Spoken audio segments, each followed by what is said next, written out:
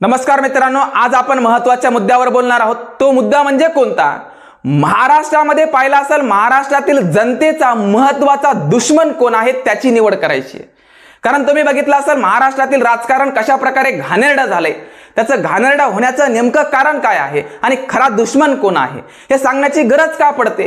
कारण मनोज जरांगे पाटलांनी महत्त्वाचं आंदोलन आणि त्याच्या मार्फत राज्य सरकारकडे जी मागणी लावून धरली ती राज्य सरकारने मागणी पूर्ण केली नाही, पण मराठा आणि ओबीसी प्रवर्गामध्ये वाद निर्माण लावून देण्याचा प्रयत्न 100% केला। पण तो वाद मनोज जरांगे पाटलांनी होऊ दिला नाही, ही महत्त्वाची गोष्ट। आणि त्यातले त्यात बघितलं असेल महाराष्ट्रामध्ये कशा प्रकारे घटना घडल्यात आणि त्याच्यामध्ये नेमकं राज्य सरकार काय करते। मालवण या ठिकाणी छत्रपती शिवाजी महाराजांच्या पुतळ्यांची कशा प्रकारे दुर्दैवी अवस्था या ठिकाणी सत्ताधारी व्यक्तींनी करून ठेवली। जो पुतळा आहे तो कशा प्रकारे खाली पडला, ते खाली पडण्याचं कारण काय आहे? तुम्ही पाहिलं असेल, ज्यावेळेस छत्रपती शिवाजी महाराजांच्या पुतळ्यांचं अनावरण होऊ लागलं त्यावेळेस प्रत्येक सत्ताधारी व्यक्ती फोटो काढण्यासाठी समोर येऊन अनावरण करू लागले। मग अनावरण केल्यानंतर 6 ते 8 महिन्यामध्ये पुतळा अशा प्रकारे खाली कोसळतो, ही सर्वात महत्त्वाची अपमानजनक एक महत्त्वाची गोष्ट घडली आहे। आणि याच्यामध्ये छत्रपती शिवाजी महाराजांच्या या पुतळ्यांचं जे महत्त्वाची घटना घडली त्याच्यामुळे सर्व जनतेमध्ये एक महत्त्वाचा खेद निर्माण झालाय की राज्य सरकार नेमकं या ठिकाणी पुतळ्यांची अशा प्रकारे अवस्था करण्याचा अधिकार नेमका त्यांना दिलाय कोणी? कारण जर बघितलं असेल या ठिकाणी छत्रपती शिवाजी महाराजांचे गड किल्ले अजून सुद्धा या ठिकाणी शाबूत आहेत, त्या गड किल्ल्यांना कुठल्याही प्रकारचा धक्का लागला नाही, पण तुम्ही अशा प्रकारचे बांधकाम करून या ठिकाणी छत्रपती शिवाजी महाराजांचा पुतळा कोसळतोय, तर याचा जिम्मेदार आहे तरी कोण? मग यावरून तुम्ही पाहिलं असेल, छत्रपती शिवाजी महाराजांचा पुतळा बनवला त्या व्यक्तीला अटक करून कायमस्वरूपी जेलबंद करण्याचा एक कायदा करायला पाहिजे आणि त्या व्यक्तीला आतापर्यंत अटक का झाली नाहीये? नेमकं त्या व्यक्तीला अटक का होत नाहीये हे महत्त्वाचा प्रश्न आहे। आणि दुसरी गोष्ट पाहिलं असेल, यांच्या विरोधात हे विरोधक जास्त प्रमाणात राजकारण करण्याचा प्रयत्न करत आहेत।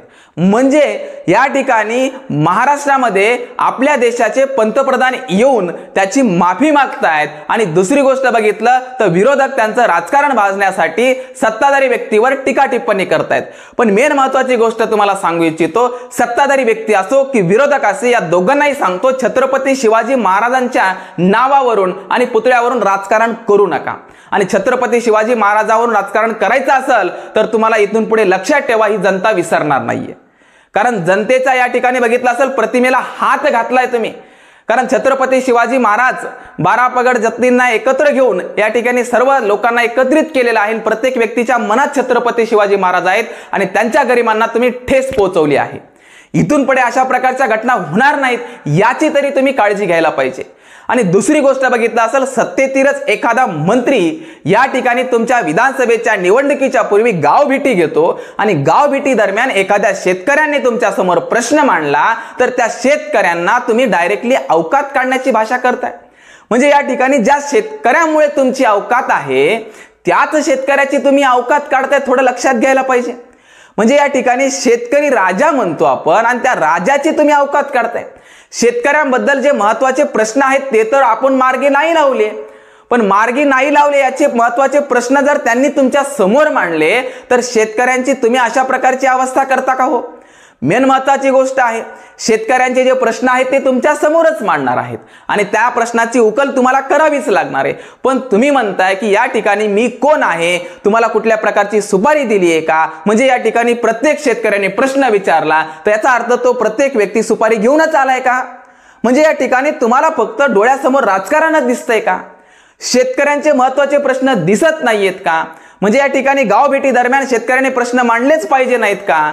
मग अशा प्रकारचे प्रश्न मांडले तर या ठिकाणी सुपारी घेऊनच आलाय का? म्हणजे या ठिकाणी तुम्ही अशा प्रकारचे प्रश्न मांडून शेतकऱ्यांचे प्रश्न मार्गी लावणारच नाहीत का? मेन महत्त्वाची गोष्ट आहे, शेतकऱ्यांनी प्रश्न तुमच्या समोर मांडलेच पाहिजे आणि त्याची उकल तुम्ही केलीच पाहिजे। आणि जर तुम्ही प्रश्न मांडून जर शेतकऱ्यांची अवकात काढणार असाल तर येणाऱ्या काळामध्ये शेतकरी तुमची अवकात दाखवतील। पण ही महत्त्वाची गोष्ट का सांगण्याची गरज पडली? शेतकरी या ठिकाणी तुमच्या समोर प्रश्न मांडतोय आणि त्या प्रश्नांचं महत्त्वाचं उत्तर देणं तुमचं काम आहे। कारण आपण त्या लोकांमधून निवडून आलोत, त्या लोकांनी तुम्हाला निवडून दिलंय, तुम्हाला त्यांनी सत्तेवर बसवलंय। सत्तेचा माज जर चढला असेल तर हेच लोक ते सत्तेचे माज उतरवतील। जास्त प्रमाणात सांगत नाहीये, विधानसभेच्या पूर्वी अशा प्रकारचे तुम्ही जर कार्यक्रम करताल तर प्रत्येक व्यक्ती तुमचा कार्यक्रम वाजवल्याशिवाय राहणार नाही. मग ते सत्ताधारी असो की विरोधक असो. विरोधातील व्यक्ती सुद्धा आमदार आहेत, सत्ताधारी व्यक्तीचे सुद्धा आमदार आहेत. पण त्यांनी जर शेतकऱ्यांच्या बाजूने नाही बोलायचा प्रयत्न केला तर शेतकरी त्यांचा कार्यक्रम वाजवतील. मग सत्ताधारी व्यक्ती असो की विरोधक असो, यांनी शेतकऱ्यांच्या प्रश्नावरून आणि दुसऱ्या कुठल्याही प्रश्नावरून जर राजकारण करण्याचा प्रयत्न करत असताल तर लोक आता या ठिकाणी हुशार झालेत. त्यांना कळतंय की या ठिकाणी कोण राजकारण करते, कोण आपल्या हितासाठी बोलते, कोण आपल्या बाजूने बोलते. मेन महत्वाची गोष्ट, मनोज जरांगे पाटलांनी महत्वाची मागणी लावून धरली, त्याबद्दल या ठिकाणी एखादाही आमदार पुढे येऊन म्हणत नाहीये की मनोज जरांगे पाटलांच्या मागणीला आमचा पाठिंबा आहे. मग ते सत्ताधारी असो की विरोधक असो, त्यांना एवढंच कळते आहे आपल्या विधानसभेच्या निवडणुकीत आपली राजकीय पोळी भाजून घ्यायची, बाकीचा संबंध मिटला. मग मनोज जरांगे पाटलांच्या पाठीमागे तुमचा पाठिंबा का दिसला नाहीये? कारण तुम्हाला करायचंय ते राजकारण आणि मनोज जरांगे पाटलांचा करायचंय ते समाजकारण. म्हणजे समाजासाठी मनोज जरांगे पाटील लढतायत, पण तुम्ही सुद्धा राजकारणासाठी लढतायत. हा दोघांमधला फरक आहे.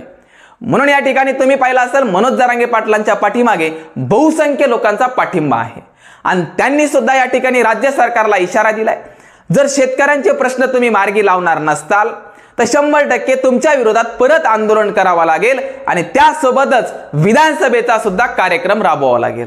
मग विधानसभेच्या निवडणुकीचा कार्यक्रम राबवण्याची वेळ ही आहे ती सत्ताधारी व्यक्तींनी आणली आहे. मनोज जरांगे पाटलांना कुठल्याही राजकारणात पदार्पण करण्याची कुठलीही इच्छा नाहीये. पण या ठिकाणी आपल्या मागण्याच पूर्ण होणार नसतील, आपल्या मागण्याच पूर्ण करणार नसतील तर मागण्या पूर्ण करणारा बनवावे लागेल. मेन महत्वाची गोष्ट, मनोज जरांगे पाटलांची मागणी पूर्ण केली असती तर कुठल्याही राजकीय पदार्पण मनोज जरांगे पाटलांनी केलंच नसतं आणि करणारही नसतील. पण त्यांच्या मागणीकडे तुम्हाला वेळच नाहीये लक्ष द्यायला. आणि दुसरी गोष्ट, तुम्ही अशा प्रकारे छत्रपती शिवाजी महाराजांच्या पुतळ्यावरून राजकारण करणार असताल तर लोक विसरणार नाहीयेत.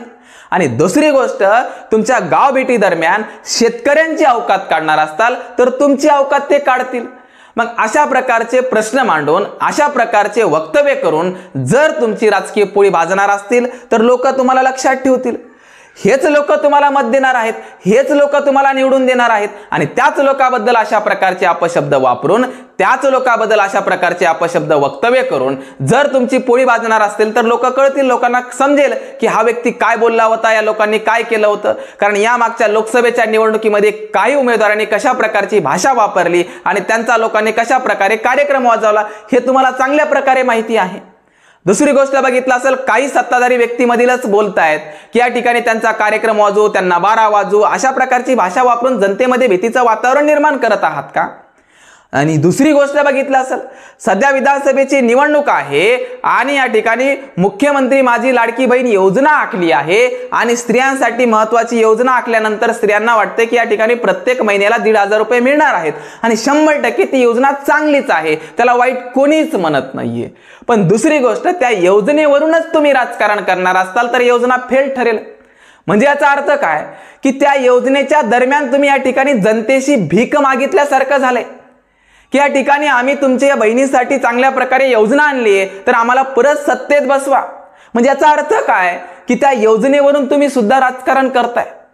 तुम्ही योजना आखली, चांगली गोष्ट आहे, महिलांचा विचार केला, चांगली गोष्ट आहे, पण त्या महिलांच्या योजनेवरून जर तुम्ही राजकारण करणार असताल आणि परत सत्तेवर बसणार असताल तर हे कुठंतरी चुकीचं आहे.